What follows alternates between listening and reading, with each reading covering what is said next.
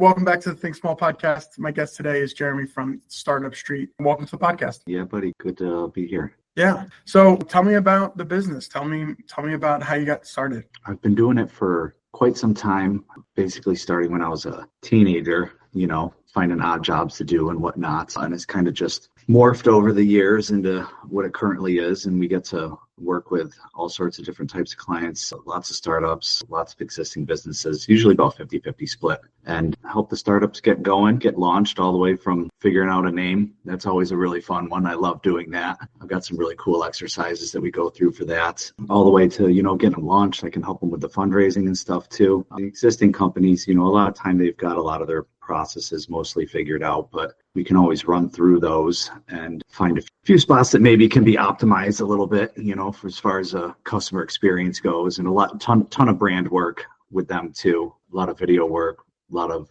website rebrands and all that stuff. So that's basically the gist of what it is that we do. I absolutely love it. It's interesting work. We work with all sorts of different types of startups and companies. I've never really worked with any coaches or course creators or anything like that. So, every time you're hopping into a new industry, at this point, I've got a decent amount of experience in tons of them, but still, when you get to hop into a new industry and start learning how it works, it's always fascinating. You get to help people, and I love it. I've been doing it for a long time. People say, like, well, if you won $1 million, what would you do tomorrow, or 10 million or whatever? I guess winning $1 million isn't that much anymore these days. But, if you won $10 million, what would you do tomorrow? And it's like, well, I would probably go to work. Maybe I'd buy a big building for Startup Street and make something cool that looks like, Batman stays there or something. But outside of that, I would be doing the same exact thing. So yeah, I totally get that. I feel the same way. I wake up, go to work, but I do it for fun. I just do it because I like doing it. Yeah, totally. I love the website. Your website, it highlights all of the different, brands and companies that you work with. And it's so unique. I think that one of the things with startups is that they really need to show that they've got their stuff together, right? Like from an investor perspective, they really need to go to market and say, like, look at how established we are, even though there's probably like 100 balls, they're trying to juggle. Yeah, I think that there's, depending on what you're trying to do too, in some instances, there's actually nothing wrong with going to market and saying that we're brand new. New anything can be helpful in marketing a lot of times, right? So sometimes that can be beneficial. Other times, yeah, you want to, maybe come off a little bit more than you currently are. But at the end of the day, you're 100% right. You have to, at a very minimum, appear to have your ducks in a row. And that's tough, especially there's so many people that work.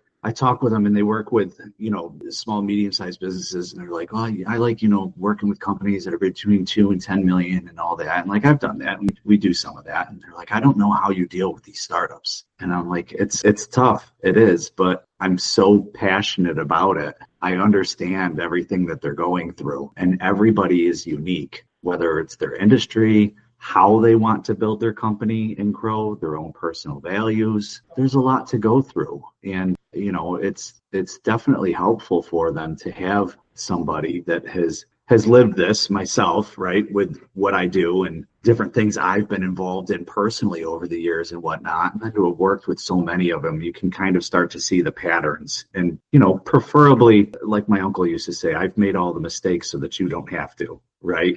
It's challenging, but. Would you tell me more about that? Like, the thing that's itching in my head right now is there's probably a very common obstacle that many startups hit somewhere in the first year or so. Is there one that pops out in your head, like, something that almost always kind of inevitably happens that you can help people with, or how you overcame those obstacles with them? It's usually it's a combination of things. It's really hard when you work in such a variety of different sectors and people and all that. It's really hard to kind of come up with those blanket statements that fit for everybody. But I will say that at the end of the day, if there's any one thing that tends to catch people more off guard than others, it's the juggling, which is business. And I always say that, like, what's the one skill? People ask that, what's the one skill? And I'm like, it's the juggling. How you got to juggle your team, your customers, your vendors, your personal life, things that are happening in the company that you don't have any control over, things that are happening in the market, things that are happening in your personal life. That is management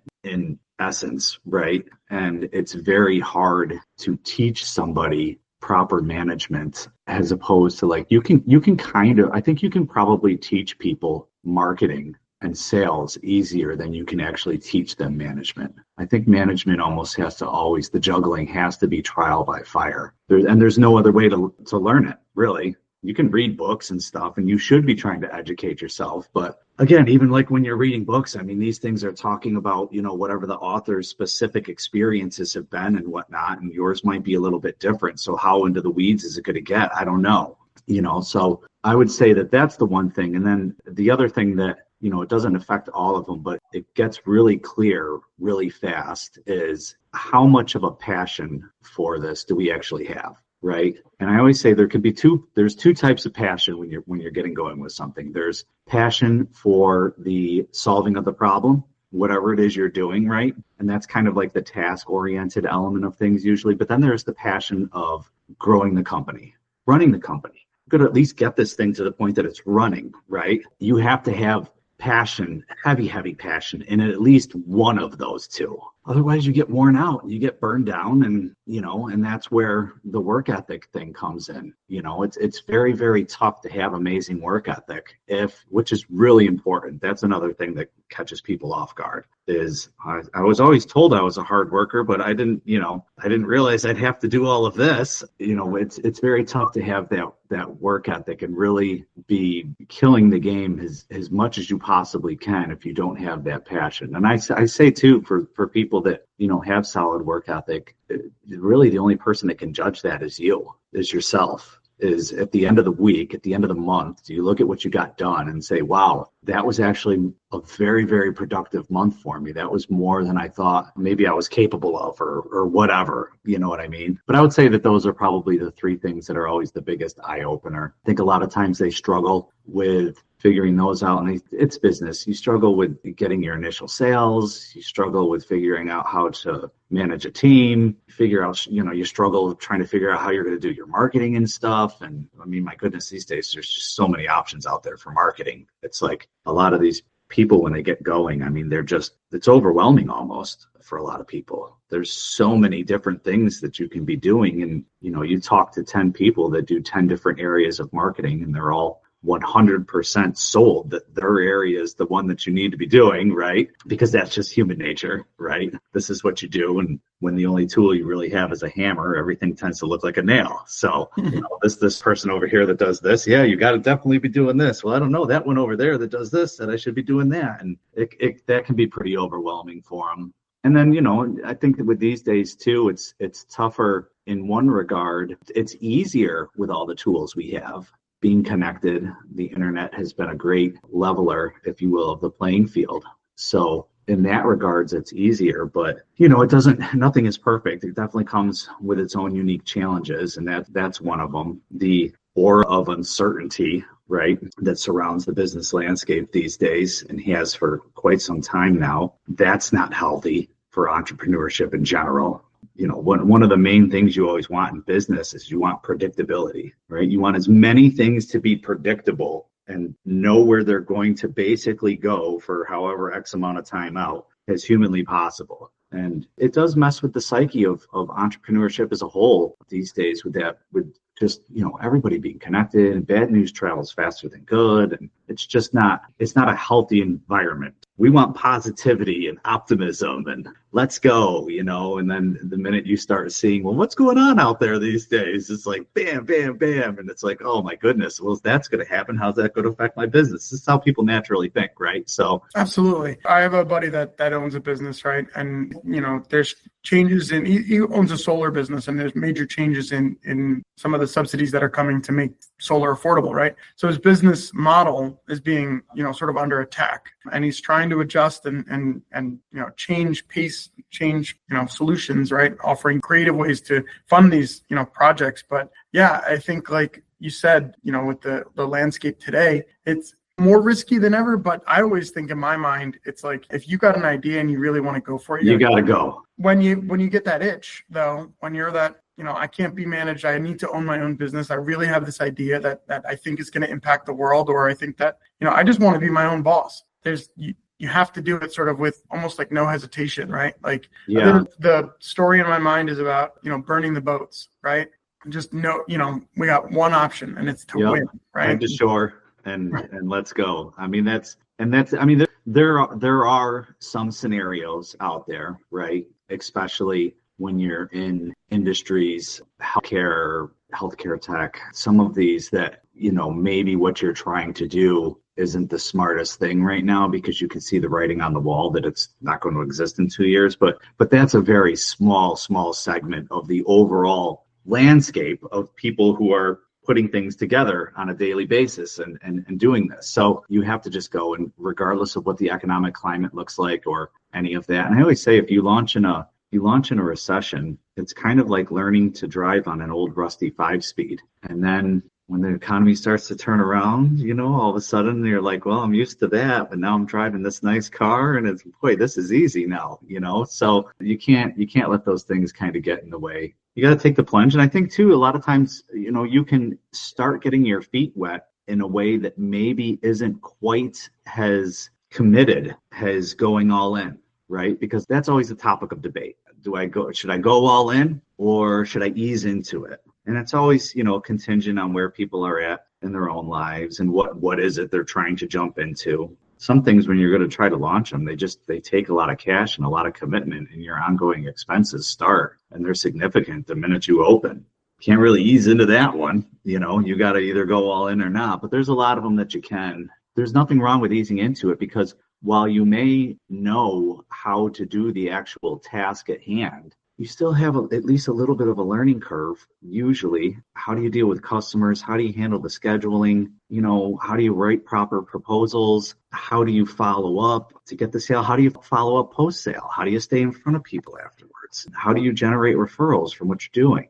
So there's a lot of things that you kind of learn business-wise by easing into it. And I think that, for a lot of people, that makes a lot of sense for them. Get a feel for it. Anyway, you don't have to, blow through all of your savings and potentially be left with nothing if it doesn't work, because it doesn't work a lot of times. Right. I mean, that's the nature of startups, really, right? It's like, it's a risk, but it's a risk that you're passionate about. And I think that passion can carry you a long way, but ultimately it's, did I audit this? Did I make sure that my risk, that the solution that I'm offering has a place in the market? Yep. And also too, with the whole framing of entrepreneurship, if you will, even just the word has kind of changed a little bit over the years. I'm fine with that. Things change. It used to mean somebody that was taking more risk than usual, right? And that was meant to talk about in a specific market, right? Like, I'm entering, I don't know, the light bulb market.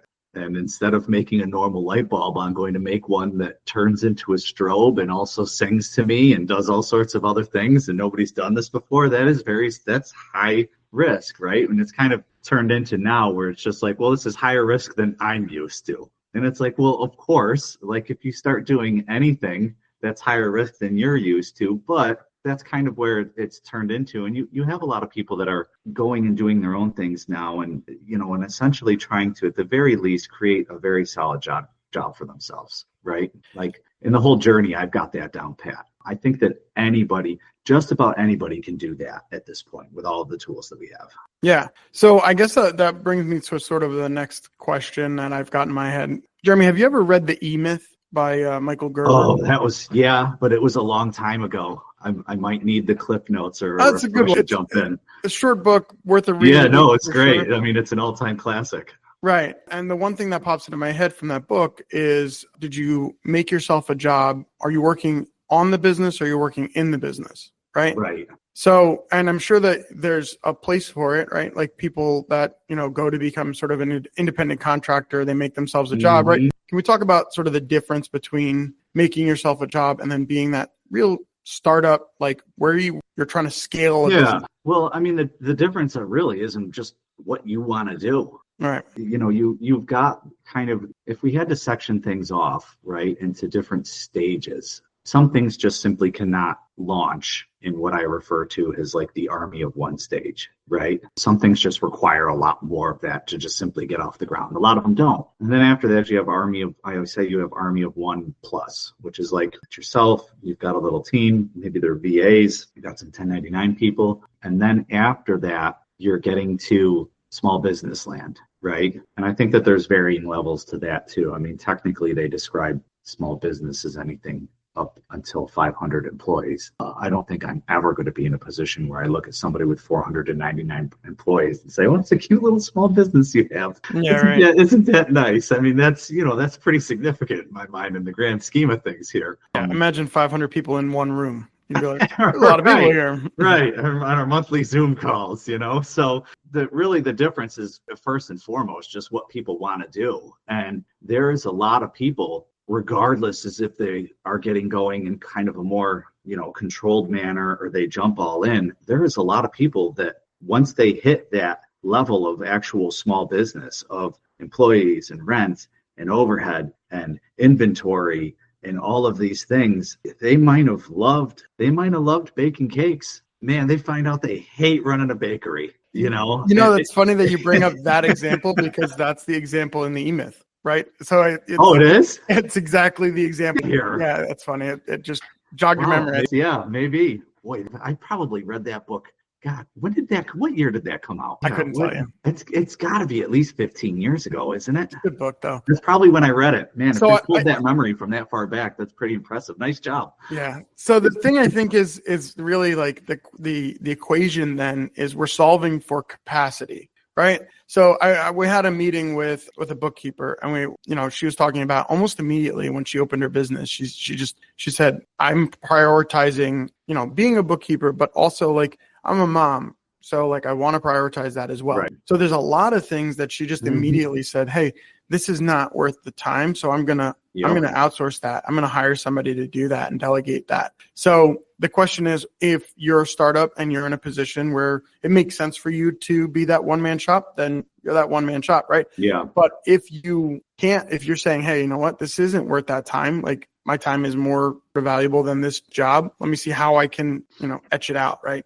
Right. Do I hire a 1099? Do I hire a part-timer? Do I hire a vendor service, right? So maybe you could talk to us a little bit about like cost containment strategies that you've run into, or because I feel like that's probably a big topic for startups is how do I get the biggest possible return on investment? How do I get my runway to be as long as possible before I run out of cash? Yeah, I mean, it's just the juggling. And we can go into all sorts of different industries and things like that and different types of launches and dive into the weed. But I mean, I think what you're saying is what you're asking is for the people who decide they want to go big, what does life look like for them? What are the pitfalls, or is that what you're asking? Yeah. Yeah, I mean, it's managing your team. The hiring element of things is so important, and hiring is very, very tough. I don't care what anyone says. It is tough. You don't really know if your hire was a good hire until kind of after you got going, right? You can be better than your competition, but just because you're better than your competition doesn't mean that it's easy, right? You can hit the ball 33% of the time in the big leagues and be one of the best hitters out there. You're still bombing out 67% of the time. So It's very, very tough. That's a biggie. Obviously, the cash flow element of things, sales does tend to cure all initially, at least. Once you're going for a little bit, one of the things that I always kind of take a look at is how much of our traffic, how much of the sales are coming as a result of just people loving what it is that we're doing. How much of it is, some industries have repeat buyers and some just don't really, right? I've been part of companies where the whole entire premise of it was you need to buy this once and then never again. It's like, all right, well, we better find some other things to sell them or something along the way. There's all sorts of different elements to it, and it's very tough to really dive into them too much unless you get into the specifics of, again, the industry, Jeremy, how they want to build, and then what their values are. What I'm thinking about also is about visibility, about like, how do I get people to see my company? Right. Yeah. Like I'm a small business, I'm a startup, and I'm so guilty of this is like Facebook and Meta ads. Like I'll click on something and then that's all I see for the next like 2 weeks. Right. How does that, do you know how that works? Because could you explain it to me? Or like, is that you mean, how come you keep getting blasted with that? There's the retargeting strategy usually. Yeah. Right. And I mean, I feel like you've got probably a good understanding of that. Yeah. Right? Like the marketing side of it. Yeah. And we don't do a ton of that work these days. I work with a lot of other companies that do it. It's always been a fascinating space to me. And I think that where that whole space is right now is, and all of us to an extent, the whole entire country is, I think we're just in a space that is severely lacking of just creativity in general. The more and more that they kind of reel back the targeting with a lot of these things too, because there's more rules and there's more rules. So they got to yank back this targeting, and now we're not allowed to do that one. And then you've got on the other side of it, they're getting so big that they can't keep having all these little options and stuff. So they start streaming them all together. The more and more that happens, the more and more the key element of creativity of whatever it is you're trying to do really stands out, right? And it just in general, you don't really see a whole lot of people who are like trying to be truly creative with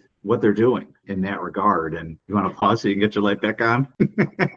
Timer lights, man. Yeah, good stuff. But I think there's a severe lacking of creativity in general in the marketplace right now. Everybody being connected has really opened up a lot of doors, but I will die on the hill that everybody being connected to has really slowly sucked a lot of creativity out of the system. And you see it more so in marketing almost, obviously that's what I'm looking at most of the time, but like the truly, truly creative campaigns that get people talking outside of seeing it. Of tools that everybody has in the connection. I mean, we should be seeing an explosion of these things, and we're not, right? So what's really going on there? So I think that going forward has this, as the targeting becomes worse, and now you've got all this AI stuff coming on board too, and that is going to tend to turn everything into more of a homogeneous, or whatever that word is, kind of an environment, an overall experience. I think that the opportunity for the creativity is tremendous now, and it's only going to get bigger and bigger as everything becomes more and more streamlined,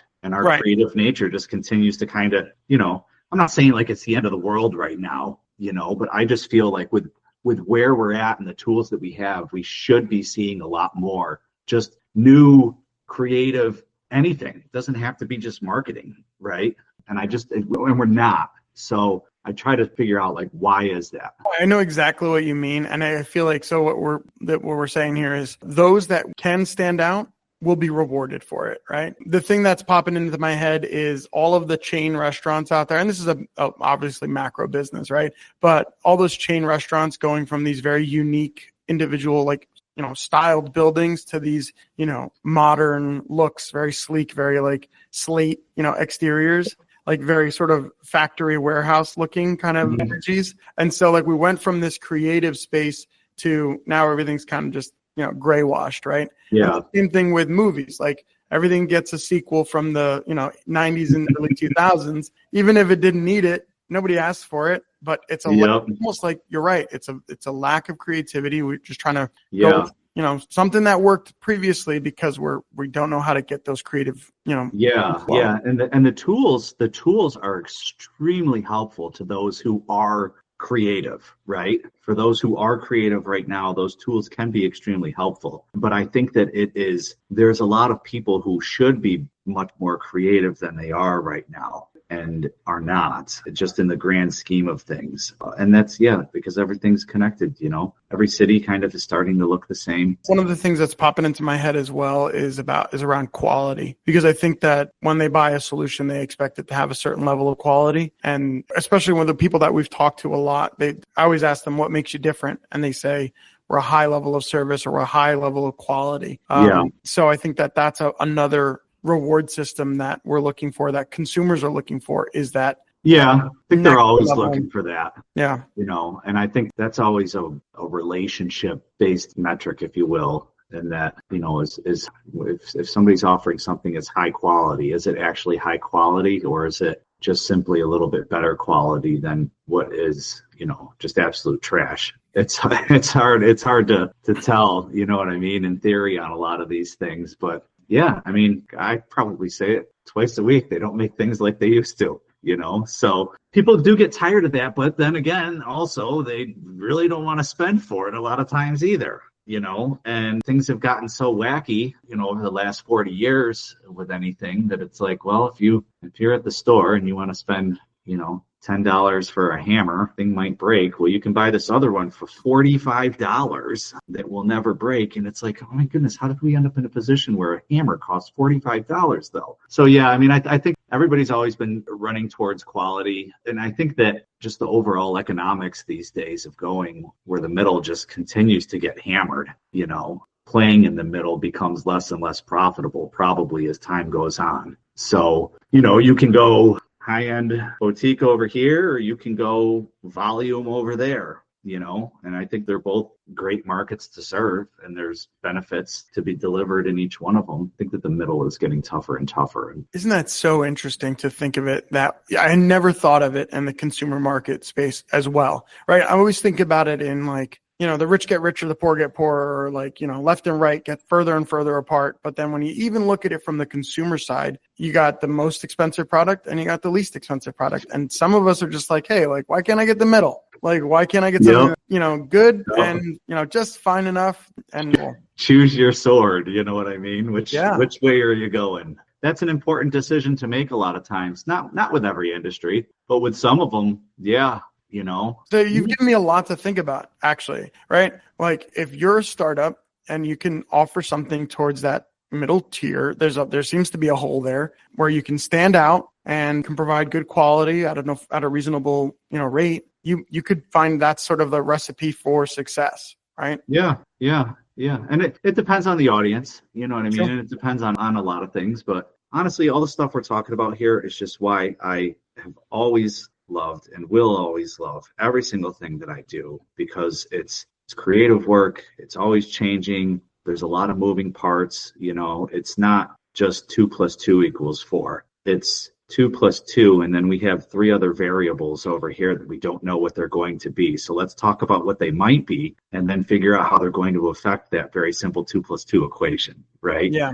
It's just always fascinating, interesting work. And I could talk about it for days. Yeah, no, I get exactly what you mean. It's like you know what you want the outcome to be. It's let's figure out what the actual equation is. Yeah, right? We got forks in the road coming up over here. We've got decisions over here, this down there. We need to do this if we're going to get there. But yeah, I mean, it's all sorts of different things. You got to be fluid. You got to get the feedback as fast as you possibly can. You got to adjust things. But then on the flip side of things, you can't be just all over the place. You have to see your game plans through, or you'll never know if they work. You can't, you have to learn the power of no. That's a very tough one for a lot of people. A lot of times people get going and they almost just get bored really, really fast with what they're doing. And they want to switch it up. And it's like, you have to fight that little man in your head telling you to do that, because just because you're sick of saying it, hearing it, doing it, whatever, just because you are,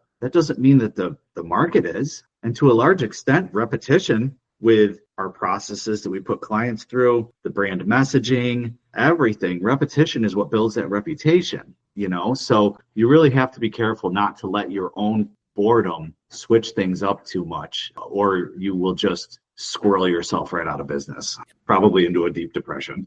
It's good. It's good food for thought, right? I'm, definitely could see how that would, I'm a process guy, right? How can I make that was successful? How can I make that replicable, right? How can I do it again? How can I do it maybe more efficiently, right? Yeah. So for me, but yeah, I know exactly what you mean. I mean, my days are very varying, right? Always a little different, but there's always something that's pretty constant, right? Like I have to do my cold outreaches. I have to drive business that way. But I could see how, boredom is like, it's like idle hands, right? Yeah. Especially once people start getting a little bit of success too. Sure. They start getting some breathing room. And then that creative itch, that entrepreneurial itch that we all have starts to climb its way back in there, man. And next thing you know, like you've just started to get a little bit of a breathing room. There's tons of work to do to, aim for perfection. You never achieve that, but you always aim for it in what you're currently doing. And, instead of that, we're going to launch this other thing over here, or we're going to, and it can be very detrimental. I mean, for those that do it and they pull it all off, or even if it doesn't work, but it doesn't tank the main thing and all that, I mean, more power to them. You only live once, Yeah. If you feel like you want to try. I'm always really cognizant of that whenever I'm working with anybody. Is I have ideas, I have suggestions. the suggestions are usually just to think about 3 different things and let's have a discussion on which one. I'm not here to tell anybody what they should do, right? I know some things, but I don't know everything. And the more I learn, the more I realize how much I don't know. And also at the end of the day, who am I to tell anybody else what they're supposed to be doing? I think that gets lost on a lot of people when they're looking at things from the outside of varying companies and stuff. Like, oh, he's an idiot. He shouldn't have done this and he should have done da. And it's like most of the time you just really have no idea what you're talking about. You know, Right. There's things going on in that company that you're just completely unaware of. Or maybe there's things going on in a handful of people who are running that company's life that you're completely unaware of. So I always make sure that I stay grounded in any of these discussions when they get formal working with people. Like, I'm here to provide you a lot of things to think about. And we can build out a lot of the stuff that you're trying to do too. But primarily I am here to provide information, to get your wheels turning, have discussions with you to help you figure it out. It's not my company. You know what I mean? If you want my honest take on things, I'll give it. But I'm not going to sit here and pretend that I have all of the answers. And therefore, because again, what would I be then? I'd be the guy where the only tool you have is a hammer and everything tends to look like a nail. And I have no desire to kind of just in general live my life like that. Yeah, I hear you. Jeremy, one of the things that we had said on our last discussion, I thought it's actually stuck with me for the last few weeks, was I think I asked you about setting up expectations for startups. And you had said when it comes to budget and time, it's going to take twice as long as you think, and it's going to cost twice as much. Yep. And I always started looking around at even my own life, and I'm like, yeah, that actually, it took twice as long as I thought, and it was twice as expensive. Yep. So that's good food for thought. It's twice as long, twice as expensive, twice as challenging. Yeah. You have half the amount of time that you thought to put into it. When you do have the time to put into it, the things take twice as long as you thought. I really try to make sure that when we're game planning launches, whether it's just product launches or company launches or anything, that's why I try to really get into the weeds with everybody so much, skill set and availability. Because like when people are getting ready to go with things, they're just so excited. They're almost just blinded by enthusiasm a lot, as they should be. I find myself in that position often still. Even, at 45 here. So like, they're just ready and they're ready. But man, it's very, very hard to achieve success if you can't visualize what the success is. And it's very hard to visualize it if you cannot write it down and quantify it, right? So that's why I'm always like, let's have an honest conversation. How much actual time per week on average, and be honest, do we have to put into this? Don't just say, I'm in it to win it. I'm going to do what it's going to take. I'll do whatever it takes and all that. Don't say that. Those are just marketing platitudes that don't serve anybody any justice whatsoever. And they're going to create confusion. And they're probably going to end up creating some frustration. We don't need any more frustration in our lives. None of us do. So let's try to avoid that. So having these really honest conversations is really, really important, because that is what allows you to put the game plan together. And you have to have a game plan. And I'm not here to tell people that they always need the most thorough business plan ever, right? Don't get me wrong. I love making very thorough business plans with people. I love it. And it's an amazing tool if it's done right. I'm not here to say everybody has to do that, but I am here to say that every single company that is very successful out there plans a lot, okay? They're planning for next year with what they're doing with their budget now at the end of July, the beginning of August, right? Probably already done this past spring, So yes, you got to get going. Yes, there's a lot of elements of business plans that are really ridiculous that we don't need to go through, especially if you're already familiar with the industry that you're going into. You can cut out a lot of it. But man, when we get into things like really hammering home the product differences, really figuring out margins, really figuring out operations, timelines, I need to hire somebody to do this. The amount of time that we go through and figure these things out, and the differences are like 50% one way or another. with the amount of time that things take, again, it's usually higher, right? Yeah. Well, I didn't realize it was going to actually take that much time to do that. I'm a big proponent of doing all of that stuff because, again, you're going to get caught off guard with all of the things that you just said, and the other things that we don't even know what they are. Yeah. I always say that. I go, well, that'll be good, because then when something goes wrong, we'll have XYZ or whatever, and whoever I'm talking to will look at me and say, well, what's going to go wrong? And I say, well, I don't know, but something is going to. Okay, I don't know what it is. I don't have a crystal ball, but I know that something's going to happen because it always does. So having a good plan is helpful with that. The thing that just popped into my head was around setting expectations is like, or you say, I'll do whatever it takes. I'll eat rice and beans for, 2 years or whatever, and make sure I can put everything into the company. Right.